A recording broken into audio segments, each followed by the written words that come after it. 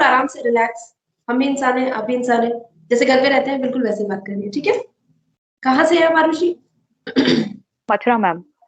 मथुरा से? आज मथुरा से बहुत स्टूडेंट्स आ रहे हैं। वेरी तो आप यूपी इंटरव्यू के लिए हैं या actually I am here for MP civil जज। अच्छा, MP means alright, very good. UP के बच्चे चहुँ दिशा में अपना डंका बजाते हैं। बिहार में यूपी के बच्चे देखो बिहार इंटरव्यू दे रहे हैं, राजस्थान इंटरव्यू दे रहे हैं, वेरी गुड, बहुत अच्छा। तो मथुरा जो है हम लोग जानते हैं इसका हिंदू माइथोलॉजी में एक बहुत बड़ा रोल है और काफी फेमस है। तो क्यों है मथुरा फेमस, जरा बताएं, थोड़ा प्रकाश डालिए। जी बिल्कुल मैम। एक्चुअली मथुरा जो है वो श्री कृष्ण जो भगवान हैं उनके कारण बहुत ज्यादा फेमस है। उनकी जो बाल लीलाएं हैं, मथुरा से जो अटैच तहसील हैं वहाँ पे, जो कि वृंदावन है, गोवर्धन है, नंदगांव, वो सब उनकी बाल लीलाओं से अटैच है। और मथुरा में उन्होंने, जैसा कि सभी जानते हैं, उन्होंने अपने मामा कंस का जो वध किया था वहां पे, तो इस वजह से मथुरा माइथोलॉजिकली, हिंदू माइथोलॉजी के हिसाब से बहुत ज्यादा इम्पोर्टेंट प्लेस रखता है एक। और क्या ये तथ्य सही नहीं है कि मथुरा श्री कृष्ण भगवान की जन्मभूमि है? जी बिल्कुल मैम, वो उनकी जन्मभूमि है। तो आप इतना बड़ा फैक्ट कैसे स्किप कर गए? जो मुझे सबसे पहले बोलना चाहिए था, सॉरी मैम। चल कोई बात। तो मथुरा में कभी गए हैं? जी मैम बिल्कुल, मेरा घर इनफैक्ट जन्मभूमि से बहुत पास है। अच्छा, वो जेल जो बताते हैं वहां है, अभी आना जाना अलाउ है या रोक लगा रखी है? बिल्कुल मैम, वहाँ पे बिल्कुल अलाउ है। गर्भगृह कहते हैं उस जेल को, छोटी अच्छा सी अच्छा, जगह है, वहाँ पे जाना अलाउ है। ओके। तो ये जो मथुरा की यात्रा करते हैं, तो ये कितने किलोमीटर का एक पूरा चक्कर है, आपको आइडिया है इस चीज के बारे में? एक्चुअली वो जो पूरी ब्रिज की परिक्रमा है उसको 84 कोस की परिक्रमा कहते हैं, जो कि मथुरा, गोवर्धन, नंदगांव, रावत गांव, जहाँ पे राधा जी का जन्म हुआ था, बलदेव, ये सब कुछ कवर करती है। वो ब्रिज यात्रा होती है पूरी कंप्लीट। और हम्म, पर्टिकुलर जो गोवर्धन की परिक्रमा लगाई जाती है वो 7 कोस की परिक्रमा है। फेमस 7 कोस की परिक्रमा है जो लोग लगाने के लिए जाते हैं बेसिकली गोवर्धन। अच्छा अच्छा अच्छा। जी आपने कभी की है ये परिक्रमा? हाँ जी मैम, की है, बिल्कुल की है। अरे वाह, बहुत बढ़िया। चलिए, आपने एलएलबी कब किया? मैंने अपना एलएलबी 2018 में कंप्लीट किया है। आपने उसके बाद एलएलएम किया? जी मैम बिल्कुल, एलएलएम किया है मैंने, जो अभी मेरा 2021 में ही कंप्लीट हुआ है। वहीं से आपने मथुरा से किया है एलएलबी एलएलएम? नहीं मैम, वो मैंने यूनिवर्सिटी ऑफ राजस्थान से किया है, जयपुर। अच्छा अच्छा अच्छा। तो आप भी चहुँ दिशा में जा रही हैं, मथुरा की रहने वाली है, पढ़ाई की है राजस्थान से और इंटरव्यू एमपी का। वाह शाबाश, में लड़कियां तरक्की कर रही हैं, राइट? तो थैंक यू। आपको ये जज बनने की प्रेरणा कहाँ से मिलती फादर है? मेरे स्टेट रहे हैं, तो उन्होंने मुझे हमेशा से बताया कि एक जज क्या होता है। उन्होंने मतलब ये चीज समझाई मुझे। फिर वो ऐसे ही मुझे स्टोरीज बताते रहते थे, आपने ये जजमेंट दिया है, इन जज साहब ने ये जजमेंट दिया है। तो मुझे सुन के वो चीज अच्छी लगती थी, और यहीं से मतलब मेरा माइंड सेटअप भी ऐसा हो गया कि मुझे इस दिशा में आने की जो है प्रेरणा मिली। और फिर मैंने शुरू से ही इस चीज की तैयारी करी कि नहीं, इसी फील्ड के अंदर आना है। लॉ किया और फिर ये एग्जाम्स दिए आगे। आपके पिताजी प्रेरणा स्रोत रहे हैं इस चीज का? जी बिल्कुल मैम, वही। चलिए, तो आपका जो एलएलएम में डेजर्टेशन है, स्पेसिफिक एरिया है, स्पेशलाइजेशन, वो किस फील्ड में है आपका? मैम मैंने अपना स्पेशलाइजेशन लॉ में किया है, और जो डिसर्टेशन का टॉपिक है, gender neutral laws in the perspective of personal laws and analytical study. Please आप मुझे एक्सप्लेन कीजिए, इस टॉपिक को एक्सप्लेन कीजिए। एक्चुअली जो जेंडर न्यूट्रल लॉज हैं, ये टॉपिक था इस पर्सपेक्टिव में बनवाया गया था कि प्रेजेंट में अपने पास कौन से जेंडर न्यूट्रल लॉज हैं, और भविष्य में ऐसी कौन सी लॉज होनी चाहिए जिन्हें जेंडर न्यूट्रल करना चाहिए। फिलहाल जो जेंडर न्यूट्रल है या नहीं है, तो कौन से बिल्स अभी आ सकते हैं, उन पे और पेंडिंग है, और क्या बहस चल रही है। मतलब ये पूरा प्रेजेंट सिनेरियो, पास्ट सिनेरियो, सबसे रिलेटेड ये टॉपिक था। जेंडर न्यूट्रल का मतलब होता है जो किसी जेंडर से रिलेटेड नहीं होता, बेसिकली मेल और फीमेल कोई भी पर्सन हो, कोई भी इंडिविजुअल हो, उन पे बराबर से लागू होता है। ये जेंडर न्यूट्रल का मतलब होता है। और हमारे पर्सनल लॉज। कोई भी ऐसे दो लॉ है आपकी नजरों में जो जेंडर न्यूट्रल है, या कोई भी किसी लॉ के प्रोविजन भी जो जेंडर न्यूट्रल हो, या तो कोई सब्जेक्ट कंप्लीट या कोई प्रोविजन, जी या तो कोई सब्जेक्ट ऐसा जो आप जानते हो जो जेंडर न्यूट्रल है, या कोई प्रोविजन सेक्शन कोई भी? जी मैम, एक्चुअली जो अपना हिंदू मैरिज एक्ट है उसके कुछ सेक्शंस को छोड़ के बेसिकली वो कंप्लीटली जेंडर न्यूट्रल लॉ ही है। लाइक अगर हम डिवोर्स का सेक्शन छोड़ दें उसमें, जिसमें कुछ एक्स्ट्रा ग्राउंड्स किसी वुमेन को मिले हुए हैं, कंप्लीटली वो जेंडर न्यूट्रल लॉ है। वही इनफैक्ट उसमें मेंटेनेंस भी जो है ना, हस्बैंड और वाइफ दोनों एक दूसरे से क्लेम कर सकते हैं। तो वो एक जेंडर न्यूट्रल लॉ का अच्छा खासा अपने सामने एग्जाम्पल है। सेम ऐसा ही प्रोविजन अपने को स्पेशल मैरिज एक्ट पर भी मिलता है। क्रिश्चियन मैरिज एक्ट या Christian divorce and marriage act पे जाते हैं, उस पर भी हमें ये सारे प्रोविजन मिल जाते हैं। तो बेसिकली सभी लॉज जेंडर न्यूट्रल है, सिवाय कुछ प्रोविजंस को छोड़ के। तो सीआरपीसी में अगर हम 125 की बात करें तो उसमें तो एक्सप्रेसली वुमेन लिखा हुआ है, एक महिला करेगी मेंटेनेंस के लिए अपने हस्बैंड से, राइट? जी मैम। तो how this maintenance is different from that maintenance? 125 CrPC के मेंटेनेंस से किस तरह से ये डिफरेंट है? क्योंकि मैम 25 सीआरपीसी एक सेक्युलर लॉ है, और section 24 of Hindu marriage act की बात कर रहे हैं, वो पर्टिकुलरली हिंदूज पर ही अप्लाई होता है। चलिए ये बताइए, हिंदू लॉ के अंदर हिंदू माइनॉरिटी की अगर हम बात करते हैं, तो एक चाइल्ड है, एक बच्चा है, उसकी नेचुरल गार्जियन कौन होगी? नेचुरल गार्जियन एक माँ जिसके गर्भ से उसने जन्म लिया है, या एक नेचुरल? नेचुरल गार्जियन में फादर को ही माना गया है।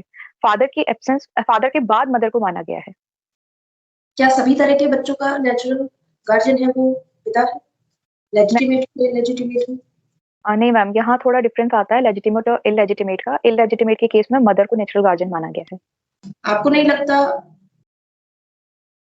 ये थोड़ा गड़बड़ है? लेजिटिमेट है तो माँ संभाले, लेजिटिमेट है तो बाप को हक दे दिया। Sorry ma'am, I didn't get your question. आपको नहीं लगता कि लेजिटिमेट चाइल्ड है तो पिता को पहले हक दे दिया कि आप इसके गार्जियन हैं, और इलेजिटिमेट चाइल्ड है तो पिता की ड्यूटी को थोड़ा सा कम कर दिया, उसकी जिम्मेदारी को थोड़ा कम कर दिया, और पूरा भार माथा पे सौंप दिया कि इलेजिटिमेट है तो आप संभालिए क्योंकि आपकी ड्यूटी बनती है, आप इसकी पहली गार्जियन है। क्या आपके क्या विचार है? आपको क्यों लगा, आपको नहीं लगा कि ऐसा क्यों हुआ? चाइल्ड तो चाइल्ड है, चाइल्ड तो चाइल्ड है, क्या एक माँ ने अकेले पैदा किया? मैम एक्चुअली यहीं पे ना जेंडर न्यूट्रल लॉज आ जाती हैं, जो कि अभी तक नहीं वो है। इलेजिटिमेट हुआ क्यों? अगर वो हस्बैंड या अगर वो आदमी उससे शादी कर लेता तो क्या वो इलेजिटिमेट बनता? बिल्कुल नहीं मैम। तो इसमें इलेजिटिमेट बनाने में किसका हक रहा, किसका हाथ रहा, पिता का या माता? किसको लेजिटिमेट बनाने में किसका हाथ रहा मैम? बच्चे को इलेजिटिमेट बनाने में आगे तो नहीं समझा? ऑब्वियसली पिता का ही हाथ रहा, जो बच्चा इलेजिटिमेट हो गया। और कानून ने इसकी रक्षा करने के लिए ही मदर को इसको नेचुरल गार्जियन जो है बनाया है। और हाँ, इसके भरण पोषण के लिए बिल्कुल मदर जो है मेंटेनेंस क्लेम कर सकती है, सब कुछ कर सकती है, लेकिन चाइल्ड के इंटरेस्ट को ध्यान में रखते हुए जो है इलेजिटिमेट के केस में मदर को नेचुरल गार्जियन बनाया गया है। और बिल्कुल मैम यहीं पे जो, जैसा कि मैंने आपको बताया, जो जेंडर न्यूट्रल लॉज हैं, यहीं पे ये वाली चीज भी आ जाती है कि यहाँ पे डिफरेंशिएशन है। आपको लगता है कि ये परिवर्तन होना चाहिए इसमें भी थोड़ा सा? मैम बिल्कुल मेरे विचार से तो होना चाहिए। फादर और मदर आप से इसके लिए कुछ कार्य करेंगी, कहीं कुछ चिट्ठी विट्ठी लिखेंगी? बिल्कुल मैम, अगर मौका मिला तो मैं बिल्कुल लिखूंगी। और आज थैंक यू सो मच जो आपने मुझे इस चीज की प्रेरणा दी। मैं डेफिनेटली इसके ऊपर वर्क करने की कोशिश करूंगी। बिल्कुल, आपसे पहले एक कैंडिडेट और आए थे, उनके साथ भी हमने सरोगेसी पे विचार किए थे कि क्या एक महिला, क्योंकि महिला है, महिला की बॉडी है, वो प्रेग्नेंट होना चाहती है, नहीं चाहती, कंप्लीटली उसकी डिस्क्रिप्शन है, राइट? उसका डिसीजन है।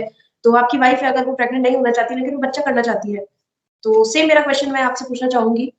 वैसे तो हर लड़की चाहती है कि वो माँ बने और खुद ही, लेकिन आपका बहुत बिजी शेड्यूल है, या मेडिकली अनफिट है, या कोई भी और रीजन है, तो आपके पास मैं 2 ऑप्शन देती हूँ। आपके घर में बच्चे आने के 2 तरीके हैं, एक तो है सरोगेसी, दूसरा है एडॉप्शन। आप दोनों में से कौन सा चूज़ करें? Ma'am definitely I will go with adoption. Adoption, why ji, not surrogacy? क्योंकि मैम पहली चीज तो ये कि अभी रिसेंट में इसके ऊपर एक बिल पेंडिंग है अपने पार्लियामेंट में। तो उसके बिल में पहली चीज तो मैम प्रावधान ऐसे डाले गए हैं कि इस चीज पे जो कानून है वो बहुत सख्त होने जा रहा है। जो धड़ल्ले किस से, पे, सरोगेसी? जी बिल्कुल मैम, जो धड़ल्ले से इसका गलत प्रयोग किया जा रहा था सरोगेसी का, उसके ऊपर काफी स्ट्रिक्ट कानून लाने की बात की जा रही है। आप किसी भी महिला को अप्रोच नहीं कर सकते, आपकी नियर बाय रिश्तेदार होनी चाहिए वो, तब भी उसको अप्रोच कर सकते हैं। और मैम जैसा कि हमारा समाज है, ऑब्वियसली इस सिनेरियो में किसी नियर बाय रिश्तेदार को तो अप्रोच किया नहीं सकता। और डेफिनेटली यदि हम अडॉप्शन करेंगे तो मैम इससे समाज सुधार में भी बहुत हेल्प मिलेगी। और डेफिनेटली जो आजकल जो पॉपुलेशन की जो प्रॉब्लम है उसमें भी काफी सुधार होगा। और जैसा कि मैम हम हिंदू जो माइथोलॉजी है अपन ने बात की और मेरा सब्जेक्ट भी हिंदू लॉ से रिलेटेड रहा है, तो जो दत्तक ग्रहण की जो भूमिका होती है, वो किसी भी हिंदू के लिए बहुत ही महत्वपूर्ण बताई गई है। वेद शास्त्रों में भी इसको बहुत ही नेक काम के दायरे में लाया गया है, तो बजाय सरोगेसी के आई विल गो विद अडॉप्शन। अगर आपके हस्बैंड अडॉप्शन के अगेंस्ट है, तो आप क्या करेंगी? कन्विंस करेंगी या उनके अगेंस्ट जाके डिसीजन लेंगी? किस तरह का आपका रुख रहेगा? नहीं मैम, अगेंस्ट तो डिसीजन नहीं लेना, क्योंकि डेफिनेटली किसी भी बच्चे को बड़ा करने के लिए, किसी भी चाइल्ड को बड़ा करने के लिए हस्बैंड और वाइफ दोनों की भूमिका होती है। कन्विंस ही करने की कोशिश करूंगी। और नहीं मानते हैं तो ड्रॉप कर देंगे आइडिया?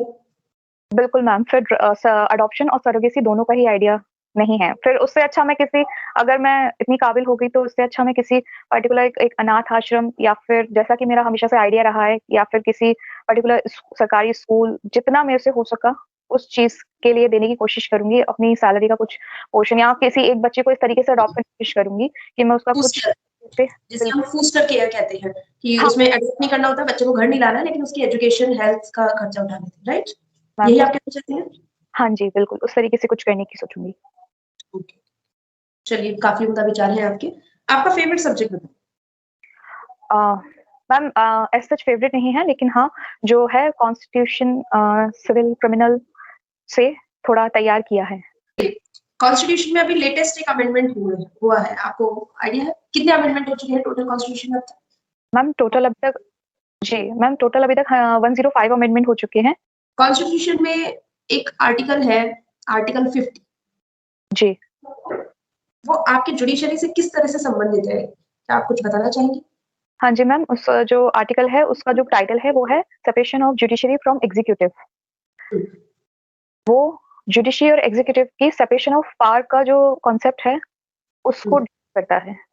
क्या प्रियम्बल जो है वो हमारे कॉन्स्टिट्यूशन का हिस्सा है? जी मैम, जो है? जी Keshavananda Bharati versus state of Kerala AIR 1973 का केस आया था।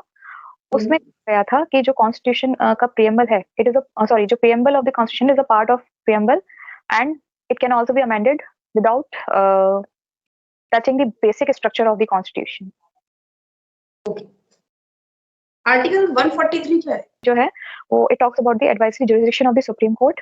उसमें जो अपने ऑनरेबल प्रेसिडेंट हैं, किसी मैटर पे अगर उन्हें लगता है तो कोई इंपॉर्टेंट मैटर है तो उससे रिलेटेड वो सुप्रीम कोर्ट से एडवाइस ले सकते हैं। मैटर कैसा भी, पॉलिटिकल या लॉ से रिलेटेड? नहीं मैम, पॉलिटिकल नहीं, लॉ से related. Sorry for missing the important word and thank you for convincing me for this. Alright, आपका इंटरव्यू खत्म होता है, you may leave. Thank you so much ma'am.